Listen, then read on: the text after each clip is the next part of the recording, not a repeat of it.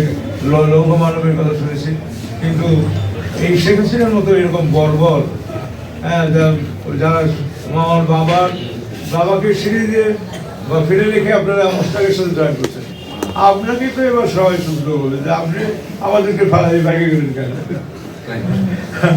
তো এবার এবং তাদের ভারত প্রীতি, তাদের ভারতীয় ইভেন্ট, এগুলো আমরা এখন আরো ভালোভাবে বুঝতে পারি।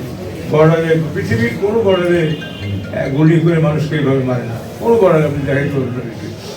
মেক্সিকো বর্ডার একটা বর্ডারে তার কাটোতার দেয় বা আটকে রাখে, কিন্তু কোনো অন্যায়, কোনো আইন নেই। মামাটি মানুষের নেত্রী, আমাদের রাজ্য নেত্রী, আজকে তার মৃত্যুর লক্ষ্যে আজকের এই আলোচনা এবং শোকসভা তো আমি তাদের আয়োজন করেছে জাতীয়তাবাদী কৃষক দল বরিশাল মহানগর। আল্লাহ রাব্বুল আলামিন কাছেরা সে বিচার করে দিয়েছে।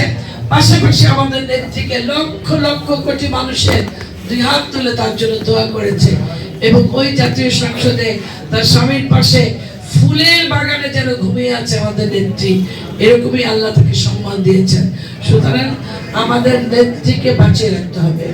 আমরা নেত্রীর স্মৃতিকে বাঁচিয়ে রাখতে চাই। খালেদা জিয়ার মৃত্যু নাই, বারবার সাংবাদিকরা বললে যে বলেন তো তার আজকে শেষ দিন, তার শোকের। খালেদা জিয়ার মৃত্যু নাই, কীর্তিমানের মৃত্যু হয় না, তারা সবসময় বেঁচে থাকে তাদের কাজের মাধ্যমে। বিএনপি চেয়ারপারসন মরহুম বেগম খালেদা জিয়া জনগণের জন্য, দেশের জন্য, আপনার আমার জন্য জীবন দিয়ে গেছে। আজকে দেশব্যাপী বেগম খালেদা জিয়া এই ফ্যাসিস্ট সরকার পয়জনিং এর মাধ্যমে তাকে মৃত্যুর পরে ঝরিয়ে দিয়েছে।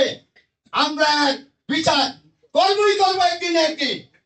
এই বাংলাদেশ, এই জাতি চায় এই দেশ বিএনপির কাছে নিরাপদ। বিএনপি এই দেশের প্রাণপ্রিয় নেতা। আমি আরেকটু কথা না বললেই নয়, 28 অক্টোবর নয়াপল্টন, সেদিন আমি সেখানে ধারণ করার তৌফিক দান করিয়া দেন।